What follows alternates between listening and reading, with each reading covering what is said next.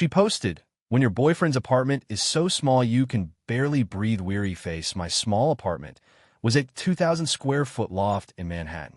I commented, "Feel free to find more space elsewhere." Then I changed the locks and put her boxes in a storage unit. When she realized elsewhere meant a studio in Queens she could actually afford. I, 31 male, am a commercial real estate appraiser. I know that sounds boring, and honestly it kind of is, but it pays well, and more relevant to this story, it means I understand what things cost. Specifically apartments. Specifically in Manhattan. So when my now ex-girlfriend publicly called my 2,000 square foot exposed brick loft so small you can barely breathe, something inside me just clicked off. Let me back up. I inherited some money from my grandfather when I was 24. Not life-changing generational wealth, but enough that combined with my salary and a favorable interest rate at the time, I was able to put a down payment on a loft in a converted warehouse building. 2,000 square feet, 12-foot ceilings, original hardwood floors, the kind of place that makes people go quiet for a second when they walk in for the first time. I'm not bragging. I got lucky with timing and I know it. But I also spent 3 years eating rice and beans to make those mortgage payments work. So it wasn't exactly handed to me on a platter either. My girlfriend moved in about 8 months ago. We've been dating for a year before that.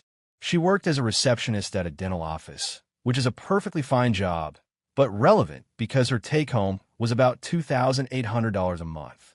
I never asked her to contribute to the mortgage.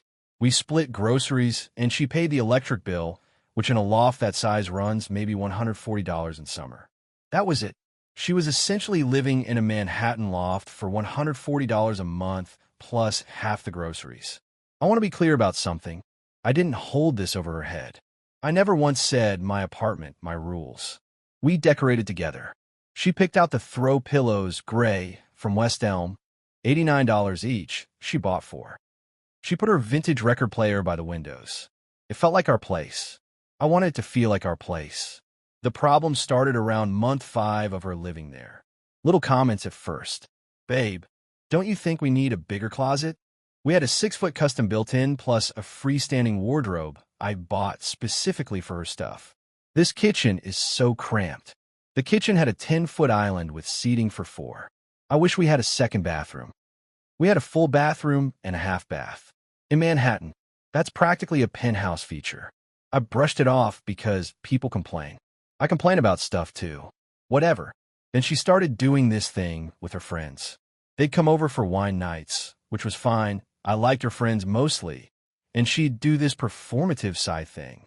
Like they'd be sitting in the living room, which comfortably fit an L-shaped sectional, a coffee table, a bookshelf, and a reading nook by the window. And she'd go, "Sorry, it's so cramped in here, guys.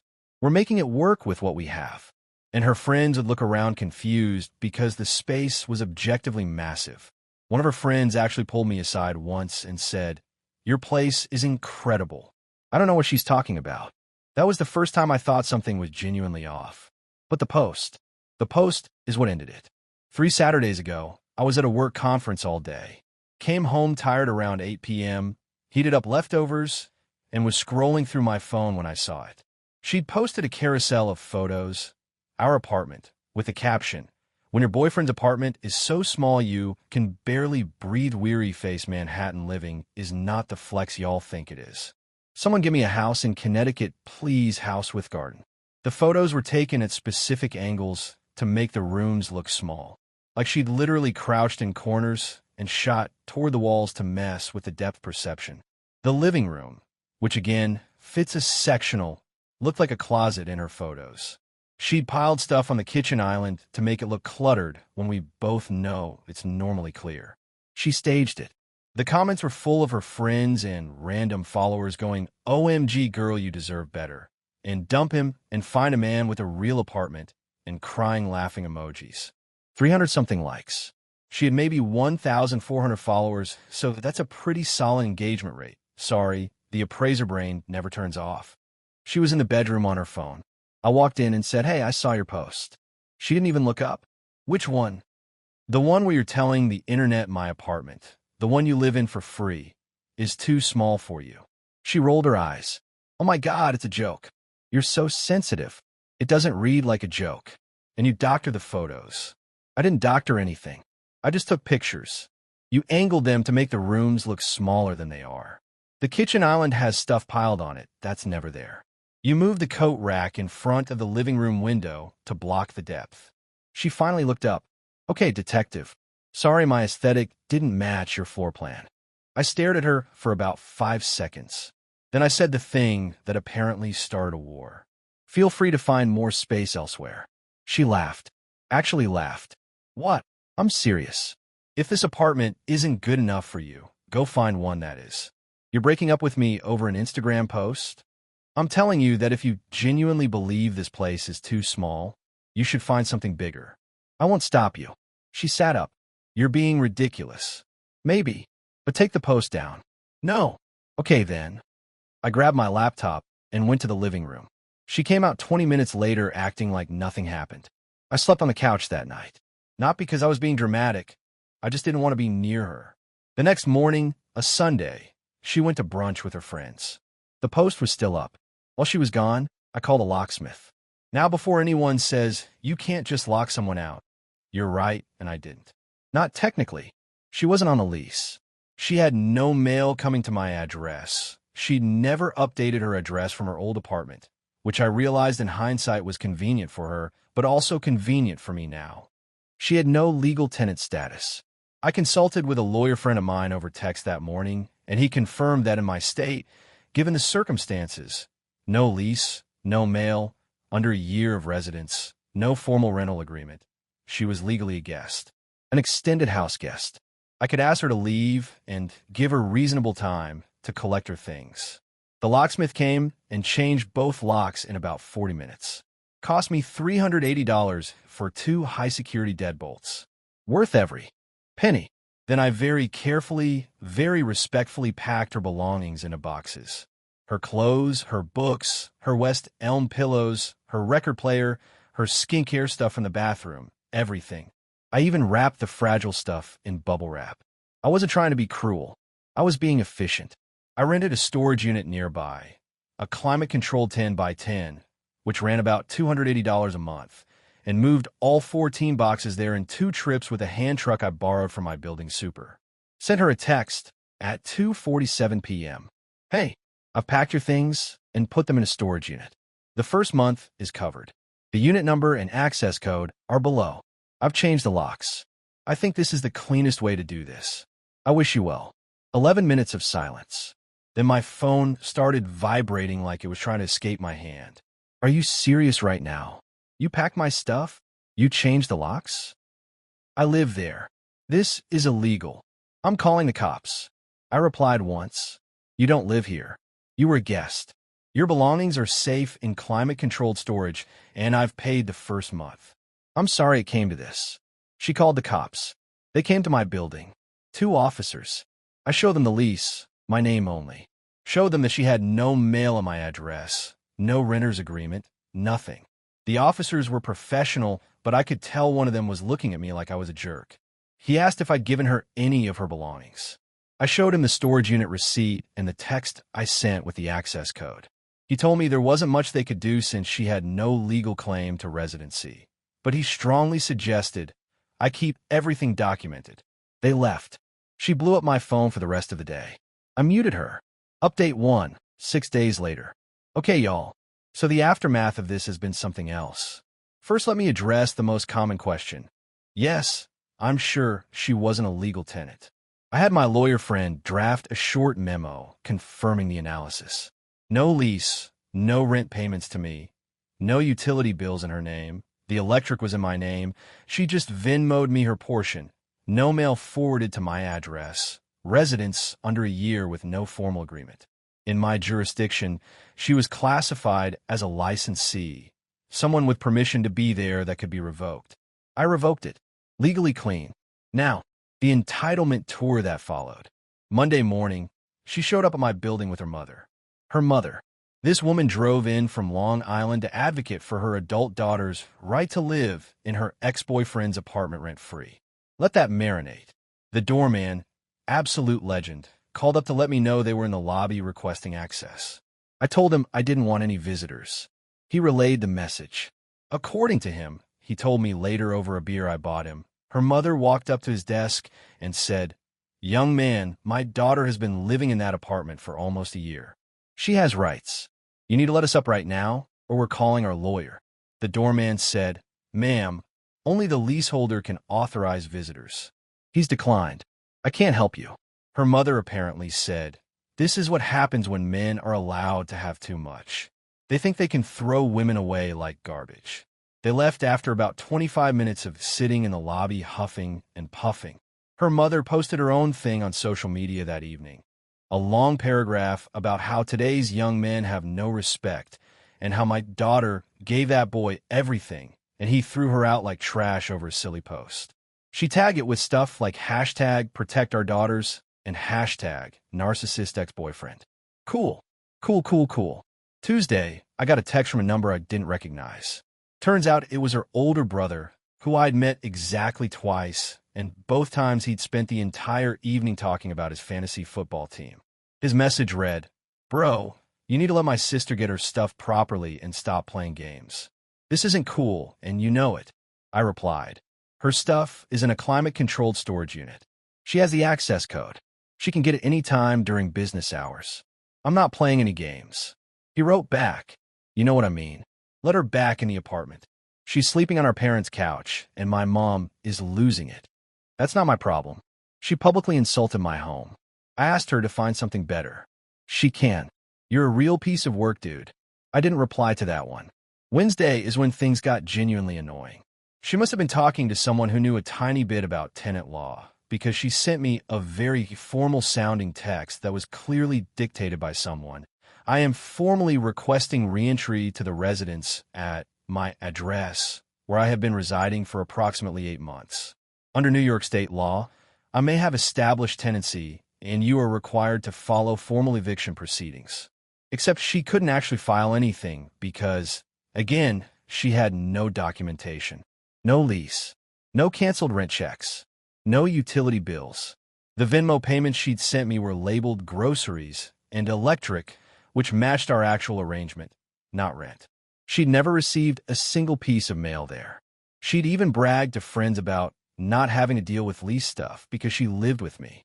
Screenshots of that brag were still on her social media from month 2 of her moving in.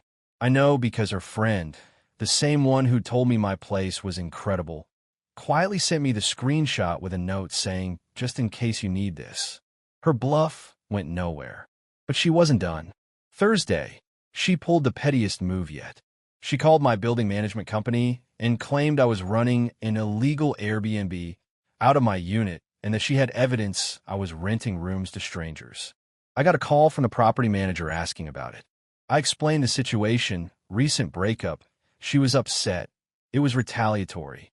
He said he'd log it, but since I own the unit, condo, not rental, and there were no prior complaints, he wasn't concerned. But it meant I had to have a 20-minute conversation I shouldn't have needed to have. Friday. Oh, Friday. This is the one that really tested my patience. She texted me, "The storage unit is too far from my parents' house. I need you to move my stuff closer or deliver it to me." I stared at my phone for a full minute. The storage unit was a 12-minute subway ride from my apartment, which was where she'd been living. The fact that it was inconvenient relative to her parents' house in Long Island was, and I say this with my whole chest, not my concern. I replied, "The storage unit location is final. First month is paid through the 14th. After that, it's $280 per month. The access code hasn't changed." She responded, "So you're just going to let my stuff rot in there if I can't afford it?" I suggest picking it up before the 14th. "I can't. I don't have a car and my brother won't drive in. You can rent a U-Haul for about $30 plus mileage. You moved it there. You should move it out." I didn't respond. Saturday, her friend group tried a different angle. One of them, not the nice one, a different one who'd always been passive-aggressive toward me, sent me a DM that said, "Hey, I know things are messy right now, but she's really struggling. She can't afford first/last/security on a new place. She spent her savings on stuff for your apartment. The least you could do is help her get set up somewhere." This stuff for my apartment she was referring to? 4 throw pillows, $356, a scented candle subscription she got me for Christmas, $45 per quarter, and a set of kitchen towels, $28. Under $500 total in 14 months. Meanwhile, I'd covered her housing, most of her food, and her utilities in a Manhattan loft for 8 months. But sure, I owed her. I didn't respond to that either. Update 2. 2 weeks later. A lot of you predicted exactly what happened next. She found out what apartments actually cost. From what I pieced together through the mutual friend grapevine, and one very informative conversation with a nice friend from her group who was increasingly disgusted by the whole circus, my ex spent that first week and a half aggressively apartment hunting. She was absolutely positive she could find something way better than my loft, because in her mind, my place genuinely was small and she deserved more. Reality hit her like a freight train doing 90. At her income, roughly $2,800 per month after taxes, and with no savings to speak of, she'd spent most of it on clothes and going out, which I noticed but never commented on because it wasn't my money. Her options in Manhattan were literally zero. Not figuratively, literally zero.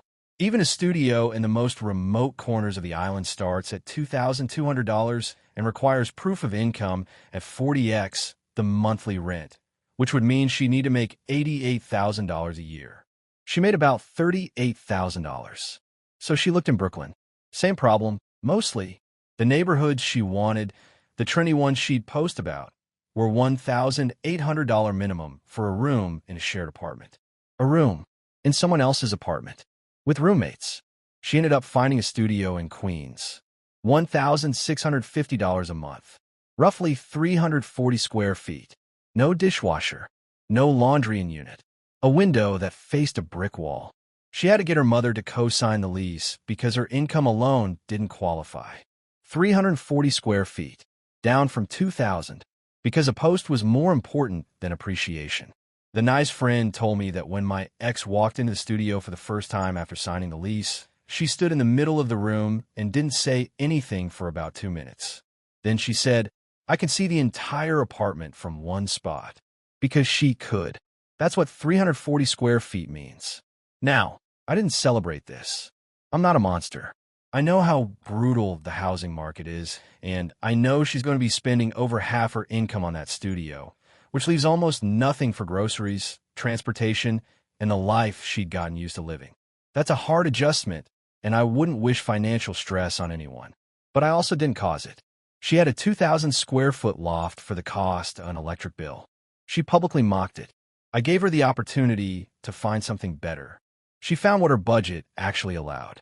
Now here's the part of this update that I really need to talk about because it's the most infuriating thing that happened throughout this entire situation. About a week after she signed the lease on the studio, I got a call from an unknown number. I normally don't pick up unknown numbers, but I was expecting a work call. It was her mother. "I want you to know that what you did to my daughter is going to follow you," she said. "No hello. Ma'am, I don't think we should be communicating. She is living in a box because of you. A grown woman living in a box. Does that make you proud? She's living in an apartment she can afford. I'm sorry it's not what she wanted. You know what you are? You're the kind of man who dangles nice things in front of a woman and then snatches them away the second she doesn't worship you for it. She publicly humiliated my home with doctored photos. I asked her to take it down. She refused. It was a joke. Young people joke on the internet. You destroyed her life over a joke. I think we have different definitions of joking. I want you to pay for her security deposit." Dead silence from me. Her security deposit on the new apartment. You forced her into this situation. The least you can do is pay her deposit. It's $1,650. "Ma'am, no." "Excuse me." "No, I'm not paying for her apartment. I already paid for her apartment for 8 months. For essentially free. She chose to mock it publicly. I chose to end the arrangement. The consequences of her actions are not my financial responsibility. You are a cruel, selfish man. I'm sorry you feel that way. Please don't call me again." She called me again. 3 times that week. I blocked the number. But here's the real kicker. I found out, through the nice friend, who at this point was basically a double agent, that my ex hadn't actually moved all her stuff out of the storage unit. The paid month had ended. She'd grabbed about half her things and left the rest because she didn't have room in the studio. So the storage unit was now accumulating charges at $280 a month on MY payment method because I'd set up the first month. I called the storage company immediately and removed my card. They told me they'd notify the renter on file, which was me, since I'd set it up, that the unit would go to auction after 90 days of non-payment. I transferred the account into her name using the contact info I had and sent her one final text. Storage unit account has been transferred to your name. My payment info has been removed. Please handle the remaining balance and your belongings. I wish you well. Her response: Are you serious? I can't afford $280 a month. You put my stuff there, you should pay for it. I did not respond. I changed my number the next day. Update 3. Final. 5 weeks later. All right, this is the last one. I've gotten a lot of messages asking for a final update, so here it is. The storage unit situation resolved itself in the most predictable way possible. She didn't pay. She couldn't afford to, between the $1,650 rent, her regular expenses, and a credit card balance the nice friend mentioned she'd been carrying for months. There was nothing left. After 90 days of non-payment, the storage company auctioned the contents. 14 boxes of clothes, books, throw pillows, a vintage record player, and what I'm told was a fairly nice collection of scarves. All gone. I don't know what it sold for. I don't care. She apparently called the storage company screaming about it. They told her she'd been notified 3 times, by mail to the address on the account, her parents' house, since I transferred it to her name and she used their address, and by email. Her mother had apparently been throwing away the notices, thinking they were junk mail. You truly cannot make this stuff up. Now, the bigger stuff. About 2 weeks after my last update, I got a letter, an actual physical letter, forwarded from my building's management office. It was from her attorney.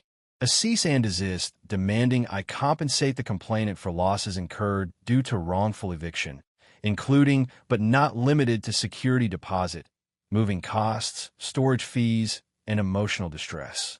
The total they were demanding? $8,200. I called my own lawyer. Not the friend this time. I retained an actual real estate attorney through my firm's legal referral network.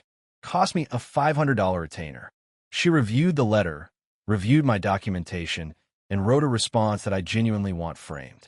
The response, summarized in non-legal terms, basically said, your client was never a tenant, never paid rent, never had a lease, never received mail at the premises, publicly admitted on social media that she didn't have to deal with lease stuff, and voluntarily resided as a guest whose invitation was revoked with reasonable notice and accommodation. Storage of belongings, first month paid. The claim has no legal basis, and if pursued, we will countersue for defamation based on the public social media posts containing deliberately misleading images of the premises, as well as harassment based on the documented pattern of contact from the complainant and her family members. My lawyer told me she didn't expect to hear back. She was right. We never did. But the ripple effects were wild. The nice friend, who by this point had firmly distanced herself from my ex's circle, told me that the attorney my ex hired was her mother's friend's husband, not a real estate lawyer, a personal injury guy. He'd apparently taken the case as a favor, and after receiving my lawyer's response, told the family there was nothing further he could do, and that pursuing it would likely result in an unfavorable outcome. Translation: you have no case, and you're going to get countersued.